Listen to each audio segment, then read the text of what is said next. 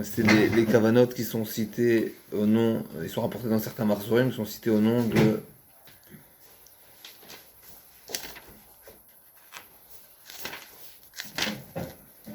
Ensuite,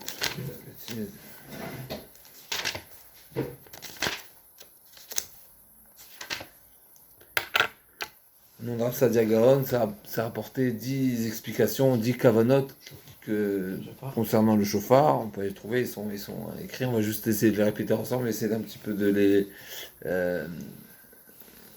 les cadrer. Mais on va commencer d'abord par la Gemara, qui est une phrase de la Gemara qui est peut-être connue et qui est rapportée dans le Rambam. La Gemara demande Amar Rabbi Yitzhak, lama tokim berosh Hashanah. Donc c'est une question de la Gemara. Pourquoi on sonne le chauffard? Pourquoi on sonne le chauffard au Shana? Qu'est-ce que la Gemara répond? Pourquoi on sonne le chauffard au Shana? Qu'est-ce que vous dites? Il semble de Sisra. Pardon, sans plat aussi sera, ok. Ouais. Ça, c'est Il y a le Mashiach. le Mashiach. Chazak, ça c'est là, ça dit, on va le dire, on va le citer tout de Il suite. se lève de son trône de Dieu pour aller sur le trône de Rachel. Il a fait mort. Dans la Gemara, elle s'intéresse pas à toutes ces réponses-là. Ça l'intéresse pas du tout. Non, même pas. La Gemara dit pourquoi on sonne? Parce que la Torah dit de sonner. Et ce qu'il faut savoir, c'est intéressant parce que ça arrive. C'est pas la seule fois. Je ne veux pas dire que c'est la seule fois. Mais le Rambam aussi le ramène dans la halakha sous cette forme-là. Il dit Lama tokim bashofar, Rachmana amar. La Torah nous a demandé de sonner, on sonne. Donc, ce qu'il faut savoir quand on sonne le chauffard, la première des choses qui est importante, c'est qu'on accomplit une mitzvah, c'est l'obligation du jour, c'est la mitzvah du jour d'ailleurs. En découle une afkamina, une halakha de cette importance, bien sûr qui est évidente, mais c'est précisé dans la halakha. Une personne qui a la possibilité de prier béminyan, de prier en communauté, de prier avec, donc d'accomplir la mitzvah, si on veut, de la tfila du jour, qui est composée des brachot particulières, ou bien d'écouter le chauffard. Mais il a ou le chauffard, il y a ou le chauffard, ou les tfilot. C'est ou l'un ou l'autre. Qu'est-ce qu'il doit choisir?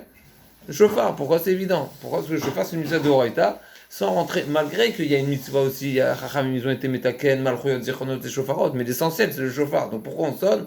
La Torah dit on sonne, ça dépasse tout. Mais on va quand même rappeler la Gemara qui est juste avant, quelques lignes avant. La Gemara elle nous dit, elle nous fait un briefing sur tous les chagim, et la Gemara elle dit comme ça.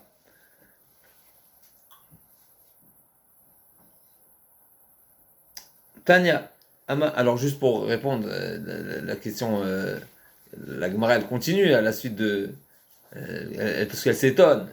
La Gemara demande pourquoi on sonne, elle dit pourquoi on sonne. La Torah elle dit sonner, donc la Gemara elle n'a pas, elle a surgi si on veut à la question, à la manière où la question a été formulée. Et les Mefarshim m'expliquent qu'il y a une différence entre lama tokim, entre le terme de lama, le pourquoi, et mipnema. Mipnema, il y a une raison, il y a une explication, il y a un tam, on cherche une raison. Et lama, c'est pourquoi. Pourquoi Hachem il a dit?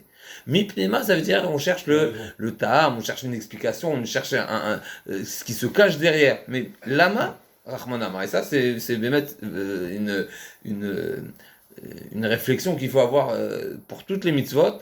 D'ailleurs, si on rentre il y a une discussion entre les grands rishonim qui se sont efforcés à trouver des ta'amim pour chaque mitzvah. Berosham, le Rambam, peut-être c'est pas Berosham, mais c'est le Rambam, il a fait un sefer entier qui explique chaque mitzvah, et certains rishonim se sont opposés à cette démarche, si on veut, d'expliquer, de donner une raison qui est relativement très rationnelle à chaque mitzvah.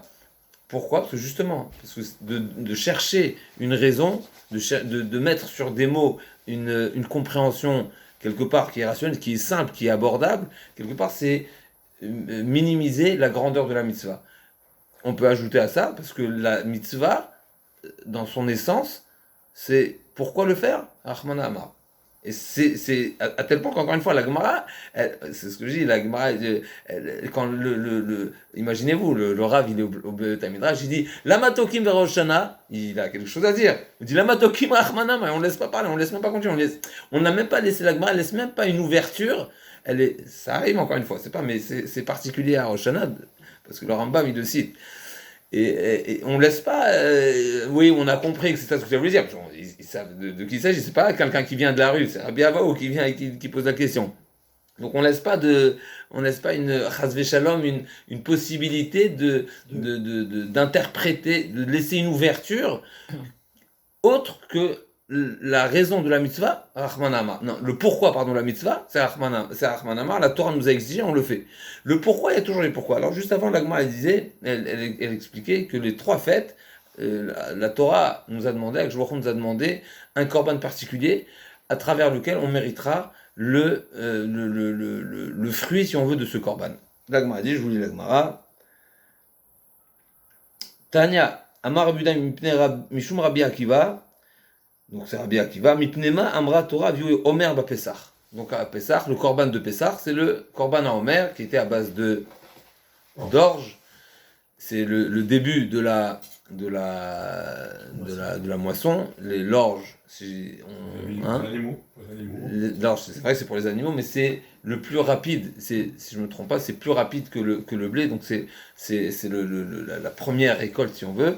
Et Mipnema, donc là, pour Mipnema Amra Torah viu Omer ba Pesach. Mipnei שהפסח זמן תבואו, אמר הקדוש ברוך הוא, הביאו לפני יומי הפסח, כדי שברך לכם תבואה שבשדות. Offrez-moi ce corban-là, et à travers ce corban, à travers cette avodat, on sait bien que les corbanotes, c'est une avodat, c'est un service, vous mériterez la bracha dans la récolte. L'Agma, elle continue. Mipnei Amra Torah viu shte alechem ba'atzeret.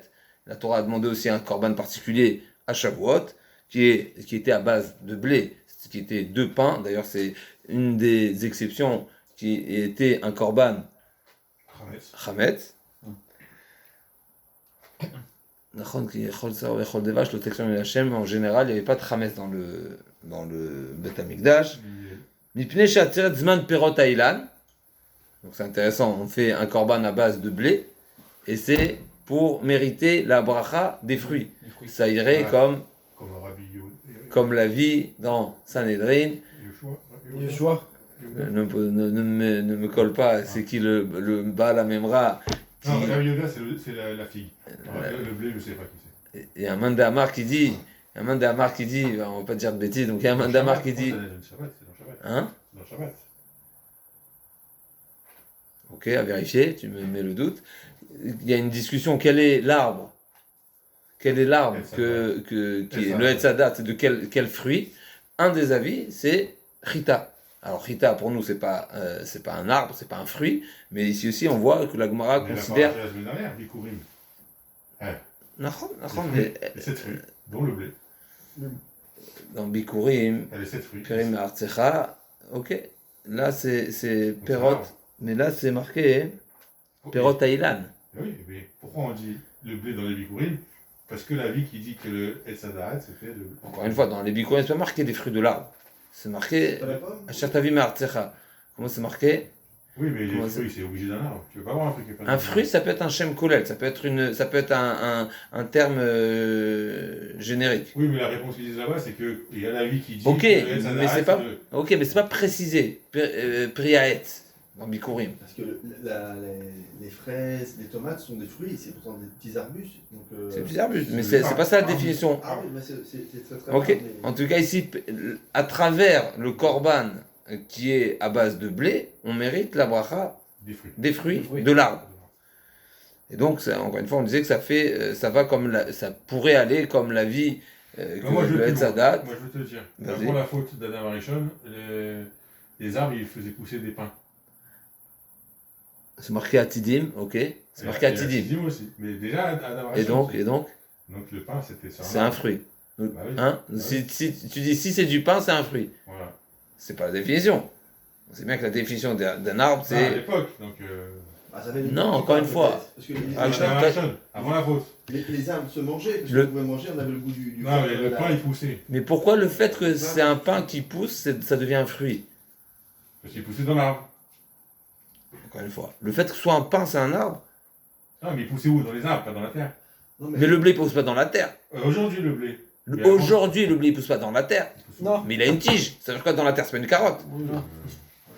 Ok, non, mais c'est pas ça la définition, juste pour revenir, c'est pas ça la définition d'un arbre. Un arbre, c'est Gizo Marnif, c'est-à-dire qu'il a un tronc et qu'il ne doit pas être replanté à chaque fois. Une des définitions, ok? Gizo Marnif, c'est-à-dire il n'est pas, justement, passons. Ou Mipnema Amra Torah Nisru Maim Bechag, et il y avait une particularité à Sukkot d'offrir avec le korban Nisucha Maim, en général c'était Nisucha Yain, on versait du vin avec les korbanot, c'est un Nisur, à Sukkot, il y a cette particularité d'offrir Tzlochit Shel Maim, un certain récipient d'eau, et encore une fois, la Torah dit, offrez-moi un korban à base d'eau pour que les eaux de l'année soient bénies, parce que c'est le début de la saison des eaux. Donc ça c'est ouais. Il y a dans les, À la suite.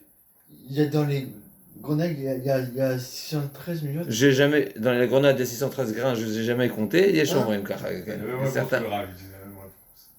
Alors. Non, mais parce que tu dis, la Torah, elle dit, amenez-moi un korban d'eau. C'est pas marqué, mais il y a un même en plus, un yud. Il a fait mode, comment on apprend, Chazak. Veniskem, Unsachea. Je vois le prix de Sadik là, et le prix de Sadik il dit, c'est pour ça qu'on fait Simcha Bet HaShoeva. Pourquoi on fait Simcha Bet HaShoeva sur l'eau? Parce qu'on est heureux, sa mère, d'avoir la Torah orale. C'est que de. L'Enmaïm et la Torah. Non, pas au crit, oral. C'est que les rabbins qui ont fait l'allusion. C'est pas de la Torah, c'est de la Gemara quoi. Et de ça on est heureux, la Gemara. La question, il n'y a rien. Dans la même lancée, la Gemara elle continue. Veimrou les fanaï be Rosh Hashanah, et cité devant moi à Rosh Hashanah, Malchuyot, Zichronot et Shofarot, les psukim, et donc les psukim qu'on cite dans la tfila de Moussaf de Rosh Hashanah, qui rappelle les psukim de Malchuyot, la royauté d'Hachem, les Zichronot, les psukim Zichronot se rappellent de nous en notre faveur, et Shofarot, et les psukim qui rappellent le shofar, à différents moments dans l'histoire, il y a eu le shofar qui a retenti, que ce soit Matan Torah, etc., Kibbutz Galuyot, on y arrive tout de suite. Rappelez ces psukim de manière à ce que Malchuyot, à travers cette citation des psukim, où on rappelle à Malchut, alors on va accepter sur soi le règne divin. Zichronot, Zichronchem Lifnechem Letova, le fait on va pousser, on va initier, on va faire un appel à travers ces psukim-là, qu'Hachem se rappelle de nous en notre faveur, ou Bema Beshofar. Et avec quoi? Avec le shofar. Donc c'est intéressant que le shofar, a priori, si on traduit littéralement la Gemara, Bema Beshofar, ça veut dire, et le Ritva d'ailleurs, je crois que c'est comme ça qu'il explique, il interprète la Gemara, Bema Beshofar, ça veut dire que le shofar n'est seulement un moyen, il est un moyen, et c'est un moyen de faire vibrer, si on veut, les Malchuyot et les Zichronot. Et je vois faire les versets de Shofarot. C'est à travers le shofar. Donc ça veut dire même les versets de shofar ne sont qu'un moyen. C'est ce qu'il en sort dans cette encore une fois dans cette traduction. Et encore une fois le Ritva, Ayen Ritva, mais je crois qu'il donne deux pshatim. En tout cas Bema Beshofar, donc le shofar c'est le moyen.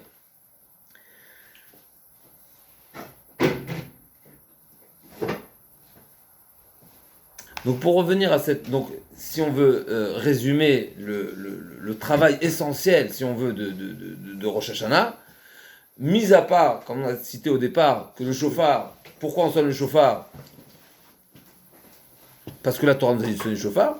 Le shofar est aussi un moyen de vivre et d'accompagner la notion de Malchuyot, qui est d'accepter sur soi le joug divin, Malchut Shamaim, et de rappeler les Zichronot, donc que Akadosh Baruch Hu se rappelle en notre faveur. Rav Saadia Gaon va détailler, je me permets de proposer une certaine peut-être interprétation, on pourrait dire, de Rav Saadia Gaon, parce que il est rapporté dans les Marzorim, mais j'ai pas lu dans le texte, qui est dans le Mékor de la source de cette citation.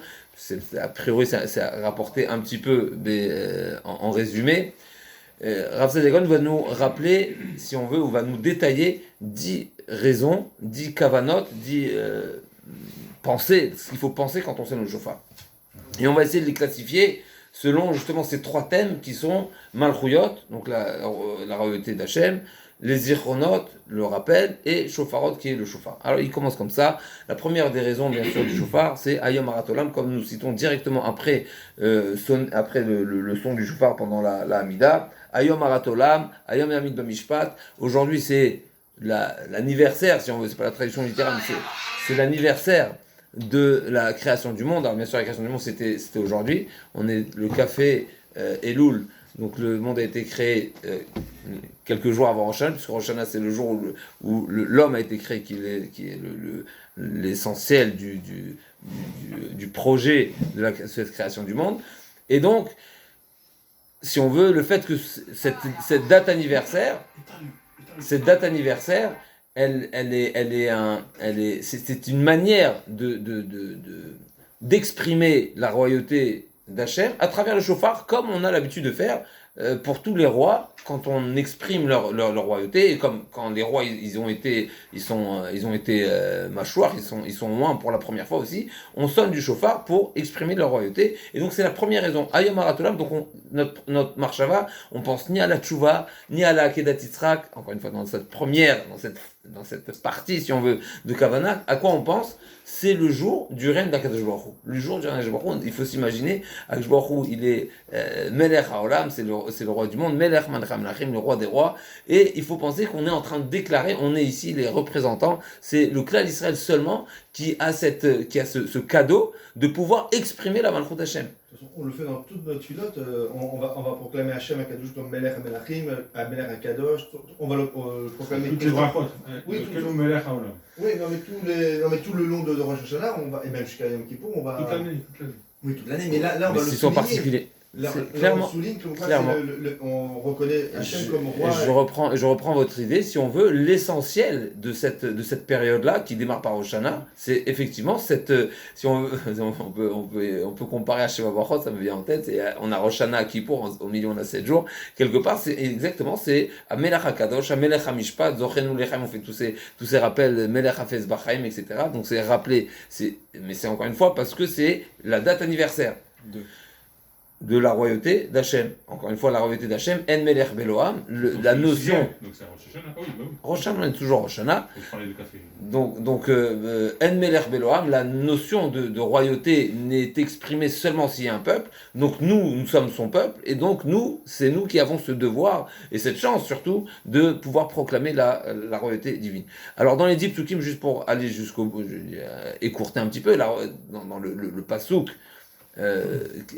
avec lequel on va finaliser les 10 psukim qui rappellent la royauté d'Hachem. Par quoi on va le finir? Shema Yisrael, Hashem Elokeinu, Hashem Echad. Alors juste un petit chidouche, c'est un passouk qu'on cite tous les jours, mais je veux dire 2 petits chidouchim concernant le Shema Israël. Premièrement, Shema Israël. Moi je vais te poser une question qui est peut-être un petit peu bateau, je ne l'ai pas vu poser, je ne l'ai pas vu d'interprétation directe, en tout cas sur cette question, mais en tous les cas, la question qu'on peut se poser, Hashem Elach, Hashem Alach, on ne rentre pas Israël. Ça veut dire quoi Shema Israël? Alors c'est vrai, c'est Moshe Rabbeinu qui a dit au Bnei Israël, Shema Israël, écoute, ou bien les Shvatim qui ont dit à Yaakov Avinu, Shema Israël. Mais finalement, c'est un pasouk qui est peut-être le pasouk le plus fort dans la manière d'exprimer la Malchut Hashem, et qui démarre par Shema Israël comme si c'était particulier au Bnei Israël. A priori, Hashem Elach, Hashem Alach, c'est une réalité qui n'est pas liée à Israël. Hashem Elach, c'est une réalité. Hashem ou Elohim, c'est une réalité. On rentre pas Israël. Si on rentre Shema Israël, quelque part, on dirait qu'il y a une finesse par rapport à Israël. Alors, Bémet, le Rashba dit, dans les Tchouvot. J'avais la même question, et moi j'ai trouvé une réponse. Tu as trouvé quelqu'un qui pose la question? Non. Alors moi, alors la question, elle est pas posée sous cette forme, mais le Rashba dans les Tchouvot dit que réellement, il vient répondre à une autre question, il vient répondre à cette question de Hachem Elokeinu Hachem Echad, on dédouble Kaviachol, Hachem, il fallait dire Hachem Elokeinu Echad. Et il vient répondre justement à cette notion Hachem Elokeinu Hachem Echad, il répond que c'est 2 notions, il y a Hachem Elokeinu et Hachem Echad. Et en résumé, la notion de Hachem Echad, elle est pour Israël seulement. Pourquoi? Aujourd'hui. Pas aujourd'hui. Pas aujourd'hui, la notion. Alors ils vont reconnaître, Yacholiot, la Torah ne va pas changer. Donc Shema Israël, ça veut dire même, ils vont peut-être reconnaître, mais et c'est pour ça que là je cite le Rashba, Je ne sais pas comment ça se passe après, bonne question, Nilo et Dam. En tout cas, le Rashba dit qu'il y a une différence fondamentale entre la Hanaga, comment Hachem se comporte envers Israël et envers les nations. Envers les nations, c'est à travers les sarim, à travers les astres, les mazalot. Et par contre, Israël, Ene Hachem Elokecha ba merishit hashana vadachet shana, il y a une ashgacha pratit, il y a une ashgacha, super, nous supervise, peut-être, je sais pas si c'est exact, mais chacun, en tout cas le clan d'Israël, il est dirigé directement par Akadosh Baruch Hu. Et donc, cette notion-là, elle est valable que pour Israël. Donc, Shema Israël Hashem Elokeinu Hashem Echad, cette notion de Echad, cette notion de... Elle est valable seulement pour le clan d'Israël. Le Goy, c'est autre chose. Le Goy, c'est une autre dimension. Le Goy, il est pas au premier rang, si on veut. C'est un magam, j'ouvre une parenthèse. Nachon, mais le schéma Israël, la notion de schéma Israël, c'est Israël. Moi, j'avais une autre question qui rejoignait la tienne. Je pensais que tu avais posé une autre question. En quoi le verset de schéma Israël, c'est Malchut? Il n'y a pas marqué Malchut. Nachon, c'est alors, il le ramène, mais c'est justement, on va voir, c'est Echad, c'est justement ça, cette particularité. Et avec ça, je vais répondre aussi une question on avait posée, je crois, le jour de Rachel Imenu. On avait cité le Midrash qui dit que Rachel Imenu vient chez Akadosh Baruch Hu et lui dit, moi, j'avais une rivale, pas une rivale. J'étais censé être la femme de Yaakov Avinu et j'ai renoncé, j'étais prêt, j'étais mévater à ma rivale, si on veut, à ma sœur qui était rivale, alors que Yaakov Avinu a avani avat nefesh, une ava particulière, et ça c'était flagrant, ça veut dire. Et je me suis tu, non seulement je me suis tu, j'ai cédé ma place, mais en plus je m'a sorti la simanim. J'ai cautionné, si on veut. C'est pas passivement, je dis bon, je reste dans mon coin, je laisse les choses faire. Non, j'ai cautionné pour ne pas qu'elle ait honte. Comme ça, Rachel Imenu dit, moi j'ai fait ça, et toi, quand les Bnei Israël ils font Avodah Zara, tu t'en prends aux Bnei Israël alors que l'Avodah Zara n'a pas de valeur. Et ça, Bémet, c'est une question terrible. Comment ça, pas de valeur? Avodah Zara ne veut rien dire. En Bamamash. L'Avodah Zara, c'est servir l'idolâtrie, Oui. n'a aucune, encore une fois, ça n'a aucune valeur. Ça veut dire si, Kaviachol, si on cherche à comparer, si l'Avodah Zara c'était le rival d'Hachem, Chazvé Shalom, ça voudrait dire qu'il y a deux forces, Chazvé Shalom qui est... Alors on aurait pu comprendre que l'un, que le rival vient dire, c'est moi le patron ici. Mais si l'Avodah Zara c'est Etzva Even, ils sont inertes. Donc qu'est-ce que ça te dérange? Alors les Bnei Israël on est bêtes, on est idolâtres. Pourquoi t'as pris des cas? C'est un amalgame qui ça fait de la peine à Hachem de dire ils font une avoda dans du vent alors que je suis présent, je suis. Ok. Chazak, j'y arrive, c'est exactement, je vais là-bas justement. Mais Rachel Imenu dit à Hachem, mais ça va. Restons. Moi j'étais Rahman alors qu'il y a une rivalité. Mais toi qui n'as pas de rivalité, alors pourquoi tu n'en veux? Et c'est pareil que je me dis, donc il a accepté le raisonnement de Rachel Imenu, et c'est elle qui prie, qui prie pour nous et qui continue à prier pour nous, justement grâce à cet argument. Mais la question qui est, c'est quoi la réponse à cet argument? C'est un réel argument. Alors pourquoi Bémet, l'idolâtre, il mérite une si grave punition, alors que c'est rien?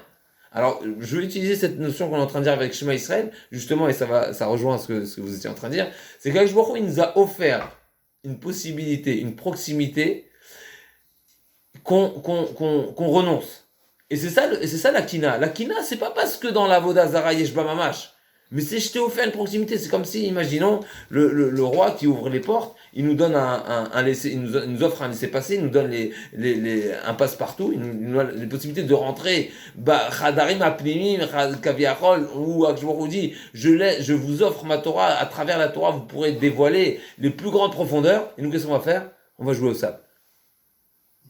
Mais c'est ça la kina, c'est ça l'énervement des gens. Pas parce que dans la Avodah Zara il y a quelque chose. Et c'est pour ça justement j'utilise le schéma Israël. Hachem nous offre une proximité, il se dévoile à nous d'une manière, je vous cache rien, je vous offre tout. Ma Torah, qui est la chorma d'Hachem, je vous l'offre. Et je vous l'offre à tel point. C'est ça, mais encore une fois, l'affront il n'est pas parce qu'on s'intéresse à autre chose qui a une valeur. Parce que Bémet, ça n'a pas de valeur. Il n'y a pas de réalité, c'est rien.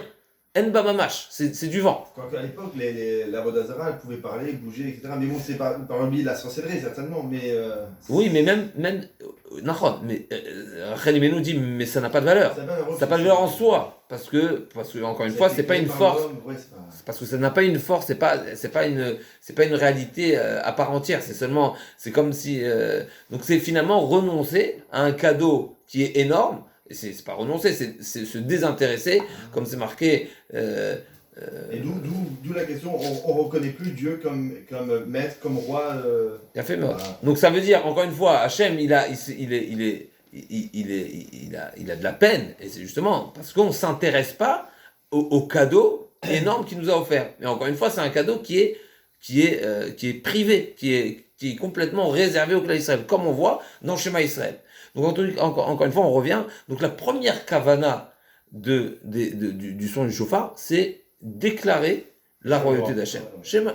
Et c'est Malchut, Hachem est roi. Maintenant, comment ça va se faire avec Shema Israël, qui est le dernier passouk, et on reviendra. Non, j'étais à sauter. Je t'ai posé la question, en quoi tu vois que Shema Israël c'est Malchut? Il n'y a pas marqué Melech là-bas. C'est ça la notion de Echad. Ok, Et maintenant, si tu veux un petit bonbon, j'ai trouvé une réponse. Et tu peux me citer, c'est moi. Qu'est-ce qui pose cette question? Moi, et c'est moi qui réponds. C'est le Rambam qui pose la question, c'est les Mefarshim qui posent la question. Ok. D'accord. Avec Mara, quoi. Et donc j'ai cherché, et quand je cherche, je trouve Baruch Hashem jusqu'à présent. Hashem Elokeinu, c'est ça, la Malchut. Hashem Elokeinu. Ma petite homme, Hashem Elokeinu, la Malchut. Rashi. Hashem Elokechem. Al Kocham Ani Melachechem.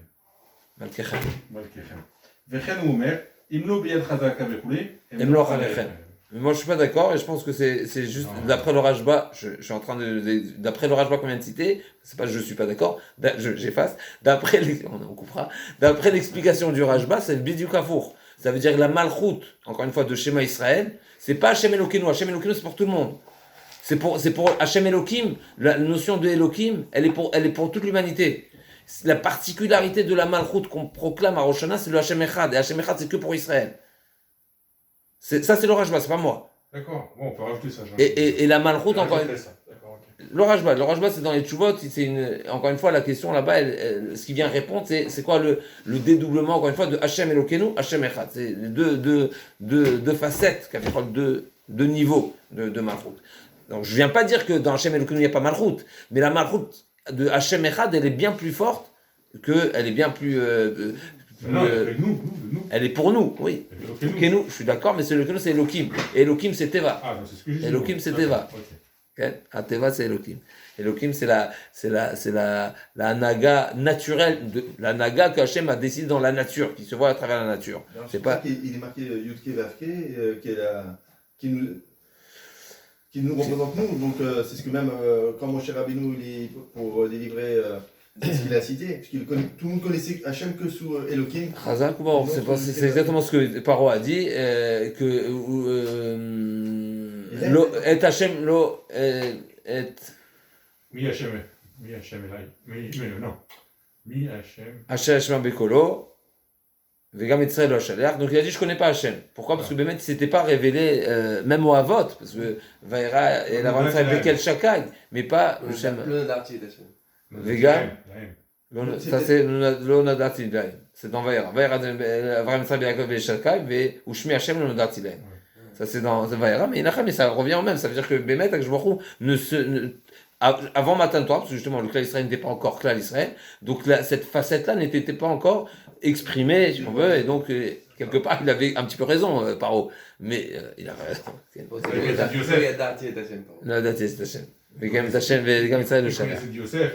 Il connaît. Alors pour revenir les 10 raisons, les 10 kavanotes de Rav Saziagon. Première, Hachem, c'est une date anniversaire. Deuxièmement, Rosh Hashanah, ne pas oublier, fait partie des 10 jours de Tchouva. Et donc, c'est un rappel. On vient faire une achraza, comme on appelle une achraza, c'est une proclamation. Et c'est une manière de mettre tout le monde au courant pour que personne puisse dire « je ne savais pas ». Alors, c'est pas pour la Tchouva, c'est le rappel à la Tchouva. C'est un shlav encore, un shlav avant. Troisième kavana, et là on rentre déjà dans des notions qu'on retrouve encore une fois dans les psukim de la tfila, c'est Mamad Har Sinaï. Mamad Har Sinaï, alors il faut savoir, dans Mamad Har Sinaï, il y a plusieurs halakim dans Mamad Har Sinaï. Comme nous disons dans la Haggadah, Ilu kerevanu lifnei Har Sinaï, velo natalanu et Torah dayenu, ça veut dire que le Mamad Har Sinaï, cet événement simplement de s'être réunis autour de Har Sinaï, avant le don de la Torah, c'est déjà quelque chose d'énorme qu'on se doit de reconnaître, et même sans le don de la Torah, c'était... Pourquoi? Parce qu'il y a cette notion de Kerevanu, et je nous a rapprochés. Déjà autour de Har Sinaï, on a, avant le don de la Torah, il y a une certaine Kirva, mais ce qui est rapporté ici au nom de Rav Sadia Gaon, c'est pas la Nekuda de Har Sinaï, mais c'est le Naaseh Venishma. Et peut-être ça fait partie du Har Sinaï, de Mamad Har Sinaï, que le Naaseh Venishma, d'avoir été prêt à accepter la Torah sans même être curieux de savoir, Maktiva, comme toutes les nations ont demandé, de quoi est composée la Torah, de quels sont les commandements, c'est déjà ça a prouvé une tmimout, comme la Gemara dit, une intégrité, et qu'on a ressenti qu'un père ne va pas imposer, ne va pas offrir, si on veut, un programme qui n'est pas applicable. C'est ce que Rava a dit au Mine quand ce fameux renégat a demandé à Rava, qui était en train d'étudier la Torah alors qu'il avait ses mains en dessous il s'asseyait sur ses mains pour se concentrer, pour se tenir éveillé, et que ses mains étaient en sang. Il dit, regarde, comment tu étudies, dans quel état tu te mets pour étudier, tu réalises pas où il est ton corps. Vous êtes un psisa, vous êt un peuple qui n'a pas de réflexion. Vous avez été prêt à accepter sur vous la Torah sans réaliser combien il y avait d'obligations, si on veut, combien la difficulté, si on veut, d'accepter la Torah. Donc quand on rappelle le Mamad Har Sinaï, d'après le Rav Sadia Gaon, c'est le Naaseh Venishma. Le Naaseh Venishma, c'est une certaine, encore une fois, une intégrité, c'est une certaine aussi forme d'émouna, c'est une forme de croyance qui est encore une fois parce que justement on a ressenti cette proximité avec Akadosh Baruch Hu, donc on a senti qu'Akadosh Baruch Hu ne vient pas s'imposer, mais au contraire il vient nous offrir quelque chose. C'est un cadeau. On a un cadeau, c'est pas un cadeau empoisonné, c'est pas un cadeau qui n'est pas supportable, qui n'est pas applicable. Quatrième kavana, c'est rappeler les reproches, les divrei Nevi'im, quand les Nevi'im sont envoyés pour nous mettre en garde, pour nous prévenir, pour nous reprocher, alors ils sont comparés au son du chauffard, parce que c'est la voix qui porte à tout le monde, parce que c'est une névoie, c'est une prophétie. Et là, a priori, ça va on est censé, encore une fois, à travers le chauffard, se rappeler des paroles des Nevi'im qui nous ont mis en garde et qui nous ont prévenu ce qui allait se passer tout au long des générations. La cinquième kavana, et là, encore une fois, on va plus dans la direction de la tchouva.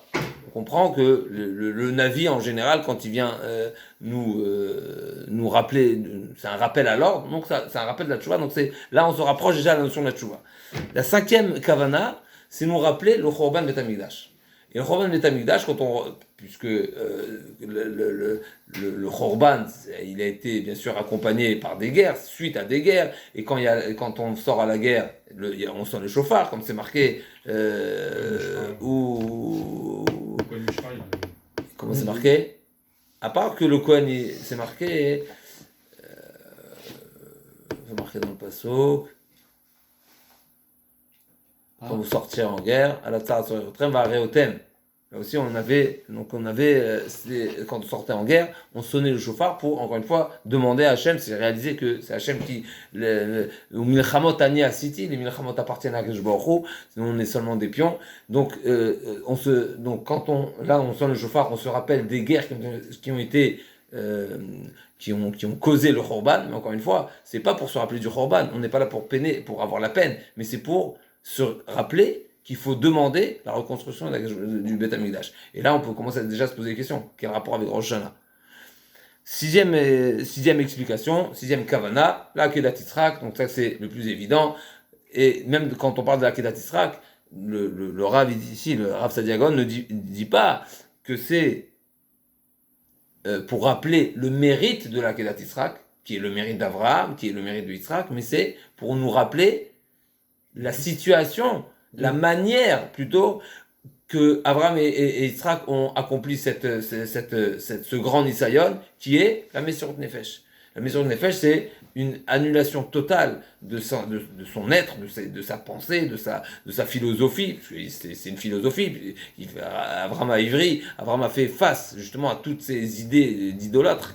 Encore une fois, l'idolâtrie, c'est quelque chose qu'on n'en a aucune idée, mais c'est une idée très forte, comme le Rambam dit, que la Avodah Zara a démarré par une bonne intention, qui était justement qui nous sommes pour servir Hachem directement. Donc on le sert seulement à travers des représentants, si on veut, qui représentent une certaine facette, une certaine force. Et ça a démarré justement par quelque chose, par une bonne intention.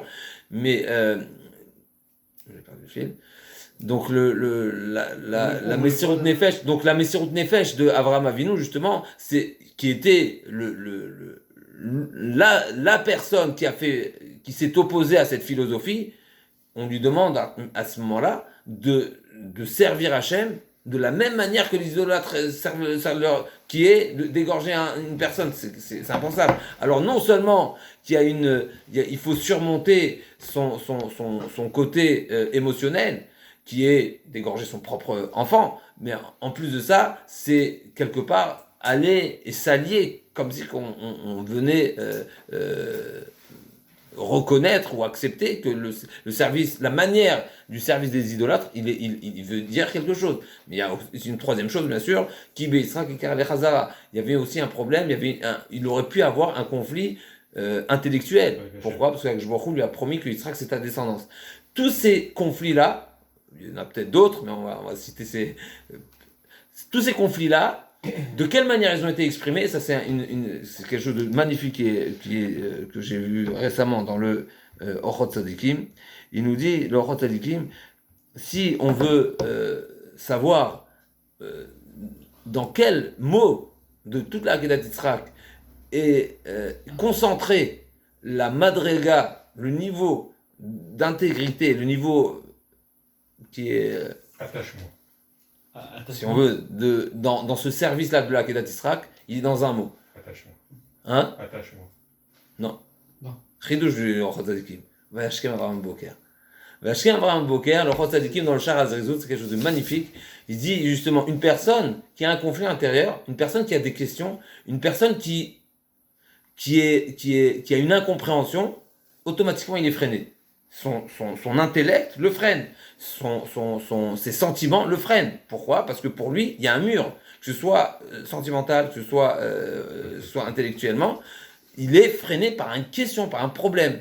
Le fait de Yashkem Avraham Boker, c'est le témoignage que Avraham Avinu, et ensuite Yitzhak Avinu, se sont annulés totalement pour faire la volonté d'Hachem, et justement, ils ont combattu, c'est la preuve qu'ils ont combattu leur être, et leur être n'était plus existant, ne prenait plus de place, à tel point que le matin, je vous lis dans les mots. Bref, il m'a dit c'était bon. Il m'a répondu.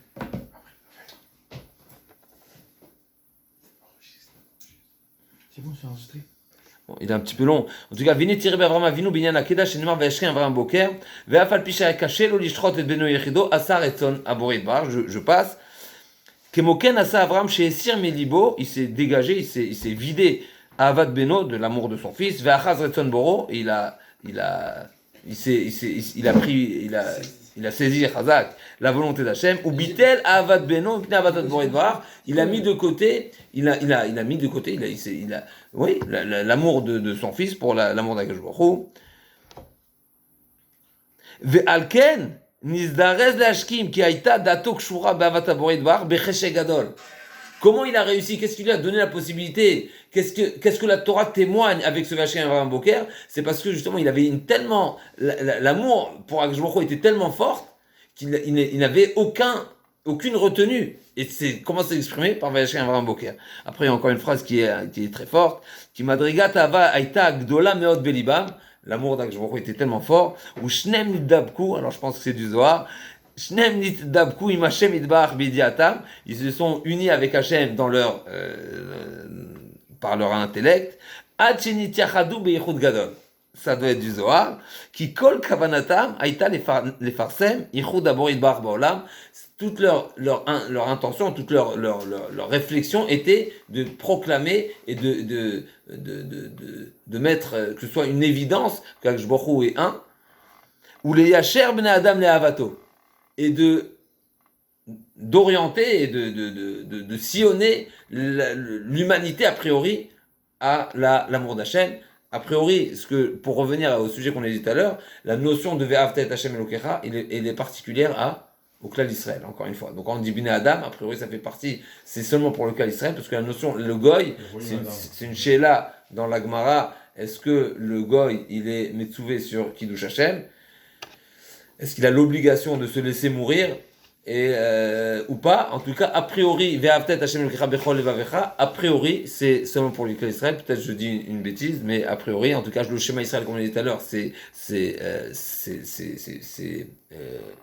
réservé, et c'est en particulier pour l'École d'Israël, et pas pour les autres nations. A priori, le Vavta aussi. En tout cas, qu'est-ce qu'on retiendra dans la Kedat Yisraël?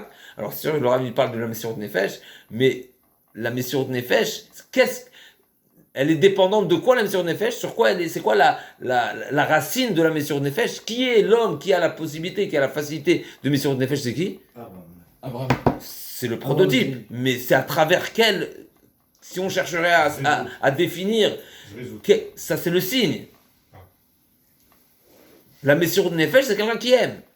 Une personne a la possibilité d'être Moser Nefesh seulement s'il aime. C'est quoi le signe? C'est quoi la preuve que quelqu'un aime? Quelqu'un aime et quelqu'un. C'est la zrezout. Et ça, le Vavta Hashem b'chol levavcha b'chol nafshecha. En tout cas, donc encore une fois, quand on rappelle ici la Kedat Yisraël, dans la Tfila, si on prend le texte de la Tfila, a priori, on demande que le mérite de le mérite de la Kedat Yisraël soit pour nous une. Je vous le lis dans le texte, on dit Vekavash Avraham Avinu Dachamav la Soda Soncha Belvav Shalem. Mais donc a priori, on demande de même que Avraham Avinu a surmonté ses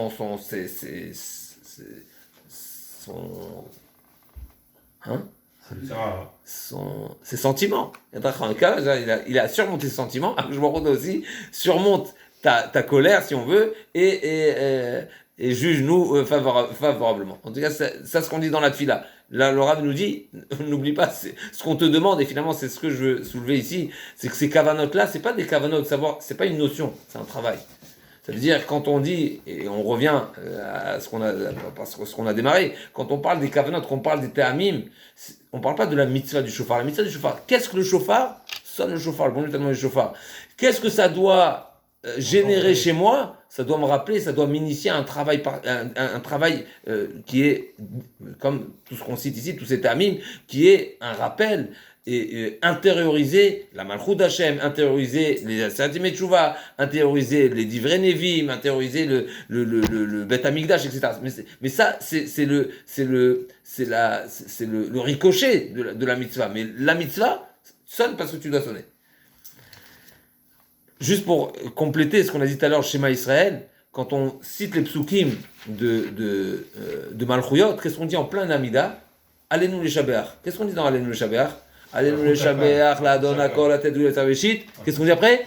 Shelo Asanu Yehué Aratzot. La reconnaissance, justement, avant de commencer à citer les 10 psukim de Malchut, qu'est-ce qu'on dit? On remercie Hachem de ne pas être comme tout le monde. Ça appuie a priori cette notion-là, que le Malchut ici de Rosh Hashanah, c'est encore une fois réalisé, qu'on a cette chance de pouvoir proclamer la royauté d'Hachem qui est particulière au clan d'Israël. Y a pas après on ne peut pas échapper. On commence par aller nous les Shaber, on finit par Shema Israël, et Shema Israël Hashem Echad, qui est encore une fois mettre en évidence notre place, notre position par rapport à la Malchut d'Hachem. La septième Kavana, bien sûr, ça c'est ce qui est rapporté dans le Rambam, dans la Halacha, le passou qui dit Aïtaka, Shofar Bahir, Ve'am lo yecheradu. Finalement, le son du shofar, par lui-même, le son en lui-même, c'est une manière de de vibrer et de se rappeler à la tchouva par le son, encore une fois. Quelque part, c'est physique, comme c'est marqué. Pour que je vois il a fait les réamim. Pour que je vois il a fait les tonnerres. Ah, les tonnerres. Les tonnerres. Ah oui, vous nous effrayez, c'est. Faire chouva. Pour redresser Voilà, les cœurs. les akmoumiyot shebalev, ce qu'on s'est tordu par nous-mêmes. Donc le tonnerre, c'est quelque part, à la limite, c'est physique. Je vois il y a un tonnerre, réveille-toi, il faut te réorienter. C'est comme une personne, nous qui est en pleine autoroute, il est en train de conduire, il pique du nez, il est en train de truc, qu'est-ce qu'on fait? C'est ça. Pour se ressaisir, ça arrive. Vrai ou pas? C'est comme ça que ça se passe, non? Un klaxon, c'est ça? Un klaxon, c'est pour ça ressaisit. Comment c'est marqué? À Kitsu mitarde matrem. C'est ça, littéralement. Quand on conduit, la vie c'est une conduite. On avance, parce que le temps il n'attend pas. Il y a Konim à Moussaf. Pardon? Il y a Konim. Il y a Konim à Roshana. Bien sûr, oui. J'ai pas compris. Est-ce qu'il y a Birkat Kohanim Kohanim, bien sûr. Ok. Tu croyais ne pas venir à la choule? J'ai pas compris. Si tu viens pas, on te tire. Huitième explication, huitième kavana, l'askir Yom Adin Agadol. C'est quoi Yom Adin Agadol? Se rappeler que il y a encore le grand jugement. C'est quoi le grand jugement? C'est à la fin des temps. À la fin des temps, qu'Akadosh Baruch Hu va juger toutes les nations. Et là, encore une fois, on peut se poser la question, quel rapport aujourd'hui avec le grand jugement? Laisse-moi avec le jugement d'aujourd'hui. Qu'est-ce que nous parle du grand jugement? Surtout que ce jugement-là, on est heureux, on attend celui-là. Chazak. Et là, on verra encore une fois la différence avec les nations, encore une fois. Donc on va essayer de juste, à la fin on va essayer de classifier, encore une fois on va essayer de donner une petite... Peut-être aussi un Machiar, peut-être fin des temps, Machiar...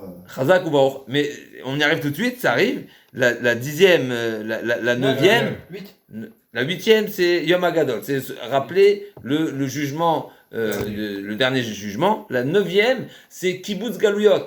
D'ailleurs on le mentionne dans la Mida aussi. Teka b'shofar gadol, on le dit d'ailleurs tous les jours. La manière, encore une fois, où il y aura le kibbutz galiot, de même que quand il y a eu le Matan Torah, c'était avec le shofar, kibbutz galiot sera avec le shofar. D'ailleurs, un des shofarot, le deuxième shofar du Haïl.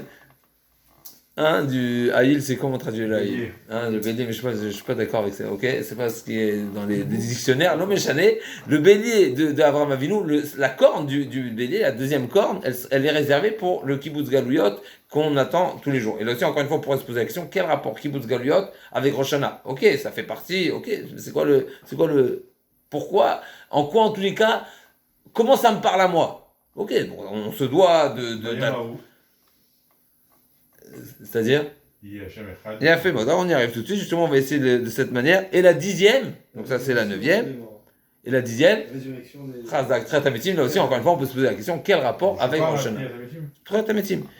Quand ils vont se relever, ça donne de frayer. Encore une fois, là aussi, c'est un des psukim qu'on cite. Ça fait allusion encore une fois à la Triat HaMetim qu'on a l'obligation de croire. Encore une fois, c'est quelque chose qu'on a l'obligation tous les jours.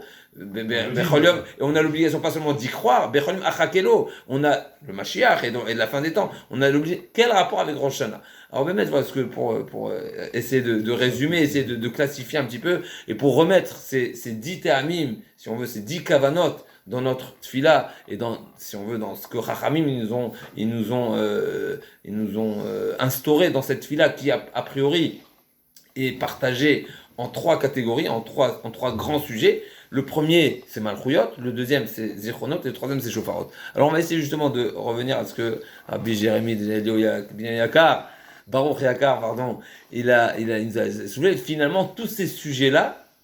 Ça se rejoint peut-être entre la première et la dernière, la neuvième. Chazak, justement. On proclame Dieu et le jour du vin, donc c'est le char céleste qui va descendre avec... Chazak Oumaro, ça veut dire, Chazak Oumaro, c'est exactement ça. Ça veut dire que finalement, tous ces sujets-là, qui sont, encore une fois, des notions qu'on est censé travailler toute l'année, aujourd'hui, à travers le shofar, et c'est ça, Benoît Ben Shofar, c'est que c'est des notions qu'on utilise le chauffard parce que le chauffard sera utilisé et qu'il faut vibrer en ce moment-là de Rosh Hashanah, où Rachamim nous ont instauré d'accepter sur soi la Malchut Shamayim. Maintenant, la Malchut Shamayim, le problème, c'est que la Malchut Shamayim d'aujourd'hui, elle est complète ou elle n'est pas complète? Non. Elle n'est pas complète. Il y a plusieurs psukim. Bayamaoui Hashem Echad Shmo Echad, c'est seulement le jour où le jour viendra où toutes les nations reconnaîtront, mais plus précisément, La fin de la Shira, qu'est-ce qu'on dit la fin de la Shira? Hashem Melachol Aved. Non, après. Shavuot Egal Maya. Non, mais après, juste après. Qui va sous Sparo. Hashem Echad Shmo Echad. On finit avec Hashem Echad. Avant Ishtabach. ועלו משה בארצי אשפט הארץ, והיה השם אלוהיו, והיה השם למלך על כל הארץ, והיה השם למלך על כל הארץ, והיה השם למלך על כל הארץ, ביום ההוא יהיה השם אחד ושמו אחד. Donc ce jour-là, où Akadosh Baruch Hu régnera sur tout le monde, alors là, ביום ההוא יהיה השם אחד ושמו אחד. Aujourd'hui, non. Il y a encore peut-être un passage qui est encore plus fort que ça, qui est plus fort, qui va dans la même direction. Avec Amalek, qui yad al keska, kaviachol en kise shalem, ve en shmi shalem. Le trône d'Akadosh Baruch Hu, normalement ça aurait dû être marqué kise, le trône c'est un kise, et Il va les Moshavlo. Ça il va. C'est le dernier mot qu'il m'a dit le Rav avant de partir. Purim, on dit à Purim, il va, les Moshavlo, il va, c'est Aleph, Vav, et. il va à Vavé, alors Bah, c'est ça, il manque le Vavé de Yuké, Vavé, Ya. et Chazak, ça fait bon, il va le Moshavlo, Chazak ou Baruch, Chazak, il a fait bon, il va le Moshavlo, je pense pas que je connaissais ce Chidouche, Chazak ou Baruch, bon Chidouche, il va le Moshavlo, qui a dal Keska, on revient, qui a dal Keska, il manque le Aleph, il manque le Yudke, donc le Vavke, il va, c'est Aleph, Vavé, c'est les trois lettres qui manquent pour qui seront complétées, qui seront finalement qui seront complétées seulement une fois qu'Amalek ne sera éliminé, il sera et donc là le kissé Chazak Baruch, et donc le kissé il sera Shalem, le kissé il sera complet, ça veut dire qu'il sera composé de toutes ces lettres, ça veut dire de toutes ces facettes, il sera perçu comme il doit être perçu, et le nom d'Hachem aussi, il sera pas seulement Yudke, mais il sera Vavke. C'est un magav, le Chaim qui s'est dit sur Yudke Vavke. Mitzvah. Mitzvah, c'est quoi les lettres mitzvah? Ah oui, mitzvah. Les dernières lettres, c'est. Oui, parce que Rachim il dit ça aussi. Le Zohar il dit ça aussi. Ok, pour moi c'est le En Adbash, même. Il a fait Meod. En Adbash, on sait qu'il y a une certaine. Une certaine. Corrélation dans les lettres. Et le même, il est. C'est Yud, même c'est Yud, et le Tzadik. Le même, c'est Yud, comme Adbash, ça veut dire si on fait une correspondance entre le Aleph et le Taf, ça veut dire le Taf il peut être changé par Aleph et vice versa, et donc le même, son correspondant, si on veut, c'est Yud, et le correspondant de Tzadik, c'est Vav. Yud, Ke, c'est He. Donc on remonte 5 lettres en arrière, puisqu'on a Taf, Shin, Resh, Kuf, Tzadik. Donc c'est la 5e lettre, c'est le correspondant, c'est le He. Donc le Rav Magadosh qui dit, la mitzvah, elle est composée de deux parties. Il y a la partie Kaviachol où c'est voilé et dévoilé, mais ça veut dire quoi? Qu'il y a une partie Kaviachol que c'est Hachem, ça veut dire que la puissance, la profondeur que ce que va donner notre action est dépendant de ce qu'Hachem il a été quoi, mais il y a une partie qui est la nôtre, qui est dévoilée, qui est dépendante de nous, qui est le Vavke, qui est dévoilé. Donc le Yudke, hein, donc qu'est-ce qui manque? Qui a dans le Keska, donc qu'est-ce qui manque aujourd'hui? Le Vavke. Et le Vavke, a priori, c'est notre partie. Donc ça veut dire que tant qu'il y a Amalek, c'est nous le problème, c'est pas le bon Dieu le problème. C'est de toi, ça. C'est mitbakesh comme on dit chez nous. A priori, si on fait un petit mixage, a priori la partie vavke, c'est notre obligation, et ça veut dire qu'à Amalek finalement, on revient c'est pas le sujet, mais à chaque achabader. Ça veut dire le problème d'Amalek, encore une fois, il touche pas le bon Dieu. Le problème, c'est que malheureusement, même le kissé, alors on sait pas exactement ce que ça veut dire que le kissé, parce que Kaviachol toucher le kissé, c'est quelque chose de normalement, c'est intouchable, parce que c'est marqué que même à travers nos Averot, les Averot, ils ont jusqu'à un certain niveau où ils peuvent, mais ça ne peut pas toucher. Et Kaviachol Amalek, oui. Qu'est-ce que ça veut dire? Ça veut dire que quelque part, ça veut dire. Nous, on ne peut pas toucher son nom avec nos Averot, et lui, son nom, il l'a coupé. Réponse, c'est pas un problème d'une Avera. Amalek, c'est une Avera. C'est un manque dans la mitzvah. Et la mitzvah, c'est le nom d'Hachem. Quoi, c'est un manque dans la mitzvah? De nous? Oui. Ah. Et nos mitzvot, Kaviachol, c'est le kissé d'Hachem. C'est marqué que. On fait pas d'Avera, on fait pas de mitzvot. C'est pas la Avera le problème, c'est le Kara derrière. Le Kara, ça veut dire qu'il nous a purifié, qu'il nous a refroidi, qu'il nous a. On fait pas de mitzvot. Ça veut dire On fait pas les mitzvot. que la mitzvah, elle est froide. Ah, d'accord. Ok. La mitzvah, elle est pas au top. Elle n'arrive pas là-haut, ça veut dire. Donc pourquoi le kisser? Donc pourquoi le kisser n'est pas chalem? Pas parce que Kaviachon il a touché le bon Dieu, mais c'est parce que Kaviachon nous a refroidi que notre mitzvah soit normal le kisser. C'est quoi le Maïkse Hachem? C'est la Merkava. Je sais pas ce que je dis, hein, mais c'est des notions qui sont des... Pardon? C'est le doute. C'est quoi le doute, encore une fois? Le doute, c'est, on revient au Nisayon, quelqu'un qui a le doute, donc il n'aime pas, quelqu'un il s'empresse pas. Quelqu'un qui a le doute, c'est quelqu'un qui a un problème, c'est il a un frein. Donc il est froid, c'est ça que tu veux dire. C'est la même chose, tout le doute. Même si on ne sait pas ce que c'est la Touma, comme le Ramban dit, on n'a aucune notion de c'est quoi la Touma, mais finalement c'est une clipa, appeler ça une clipa, c'est une certaine, on va le dire à notre niveau, à notre compréhension, il y a un certain frein. Et une certaine, on a le frein à main levée. Voilà, on est froid, donc il faut mettre de la chaleur. Donc Ouais, la du chaleur. cœur. Donc Du la cœur. simra. La simra. Ta charlo. Nachon, nachon. Ah, bah. Tout ça c'est la même chose. Tout ça finalement c'est une chose. Donc le Amalek on est comme ça. On peut s'arrêter là, c'est bon.